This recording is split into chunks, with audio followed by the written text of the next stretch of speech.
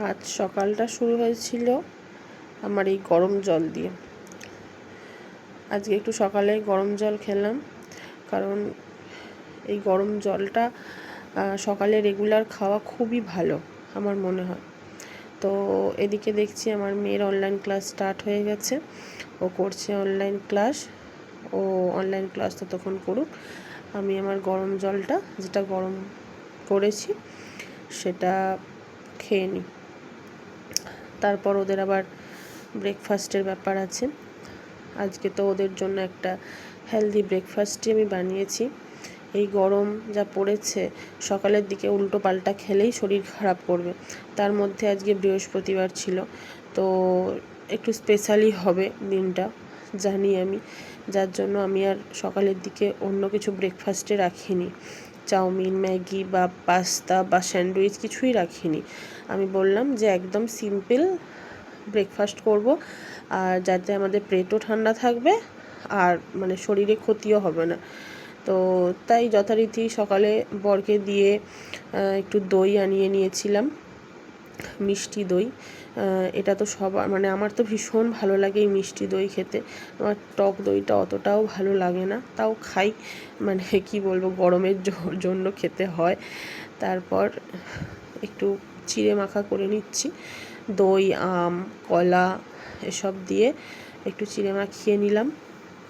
এই চিড়ে মাখাটা মানে বছরের একটা দিনই আমরা খাই, মানে খেতাম আর কি ছোটোবেলায়, সেটা হলো দশহরার সময়। আমার বাড়িতে যেহেতু জামাই ষষ্ঠী নেই আমার বাপের বাড়িতে, সেহেতু এই দশহরাতেই আমাদের বাড়িতে এই ফলার টলারের ব্যাপারটা হতো। তো এই দশহরাতে ফলার খেতাম, খুবই ভালো লাগতো। যাই হোক, এবার আমরা একটু বেরোবো, একটু কিছু অফিসিয়াল কাজ আছে যার জন্য বেরোতে হচ্ছে। তার মধ্যে যা রোদ, এই রোদে তো বেরোতে ইচ্ছাই করছে না, কিন্তু তাও বেরোতে হবে, কিছু করার নেই। কাজগুলো তো সারতে হবে, রোদ তো আর আমার জন্য মানে থেমে থাকবে না, রোদ রোদের কাজ করবে, আমাকে আমার কাজ করতে হবে। তো যাই হোক, বেরিয়ে পড়েছি, যতই রোদ হোক বেরিয়ে এবার কাজগুলো মেটাই। তো প্রথমেই চলে এসেছি মিউনিসিপ্যালিটি, যেখানে আমার প্রথম কাজ ছিল। সেখান থেকে কাজ সেরে তারপরে চলে যাব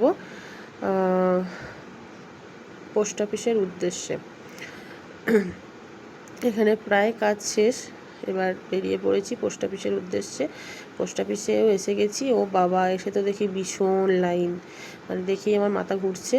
যাই হোক, মাথা ঘুরলেও কিছু করার নেই, মাথা ঠিক রেখে কাজ করতে হবে। যাই হোক, এবার ওপরে উঠে গেলাম। ওপরে গিয়ে দেখি মারাত্মক ভিড়। বরকে বললাম চলো একটুখানি আখের রস খেয়ে আসি।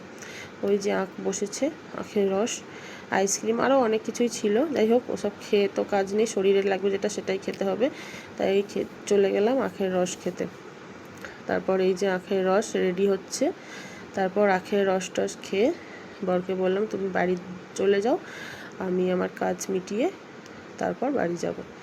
তো ও যথারীতি বাড়ি চলে এলো।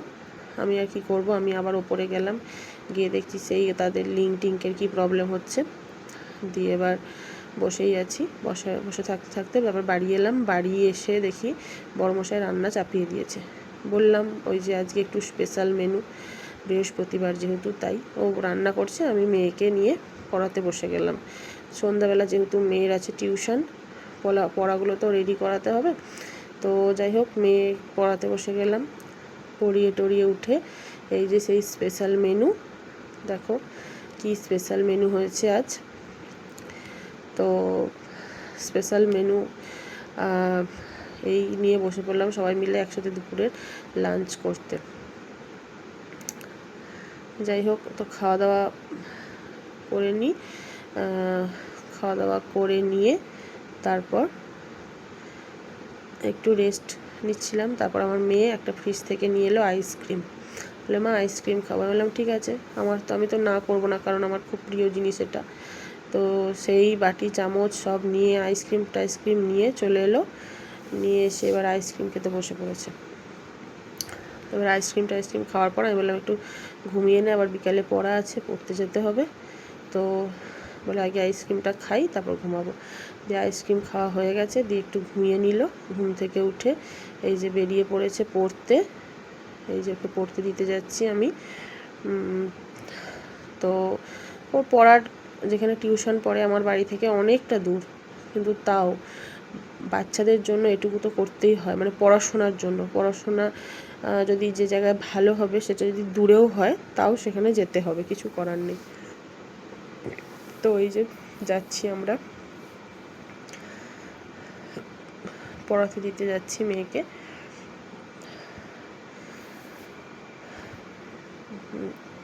এসেই পড়েছি প্রায় ম্যামের বাড়ির কাছাকাছি। দেখা যাক। আজকে রাস্তাটা ফাঁকা ফাঁকাই ছিল, খুব একটা ভিড় ছিল না, কারণ যেহেতু বৃহস্পতিবার সমস্ত মার্কেট বন্ধ থাকে, তো সেহেতু খুব একটা ভিড় ছিল না। মেয়েকে ওখান থেকে পড়াতে দিয়ে চলে এলাম। এই যে দেখতেই পাচ্ছ তোমরা, সবাই চেনো মাহেশের রথ, যে দাঁড়িয়ে আছে ওখানে রথ। আমি বললাম পড়াতে দিয়ে বাড়ি এত তাড়াতাড়ি গিয়ে কী করব, তো যাই একটু মন্দির থেকে ঘুরে আসি। ওই যে জগন্নাথ দেবের মন্দির দেখা যাচ্ছে, যাই একটু জগন্নাথ দেবের দর্শন করে আসি প্রভুর। তো হাঁটতে হাঁটতে চলে গেলাম প্রভুর বাড়ির দিকে। তো গিয়ে দেখলাম আজ মানে সন্ধ্যাবেলার দিকে হরিনাম সংকীর্তন হয়, সেটা হয়ে গেছে। আমি একটু লেটেই গেছি, প্রায় 8টার দিক করে গেছি, তখন সমস্ত কিছু হয়ে গেছে, কিন্তু মন্দিরটা খোলা পেয়েছি। যাই হোক, চলো তোমাদেরও একটু প্রভুর দর্শন করাই।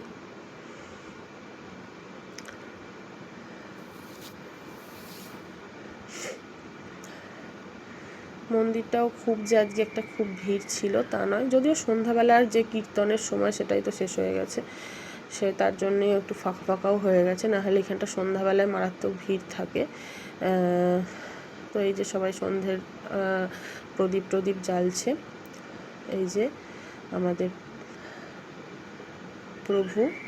প্রভু জগন্নাথ দেব, জয় জগন্নাথ বলে আমি একটুখানি প্রভুর ভিডিওটা খুব একটা মানে পরিষ্কার ছবিটা আসেনি, তার কারণ হচ্ছে বাইরে থেকে তুলেছি তো, ওর জন্য। যখন আবার কখনো যাব অবশ্যই তখন সামনে থেকে তুলে তোমাদের দেখাবো।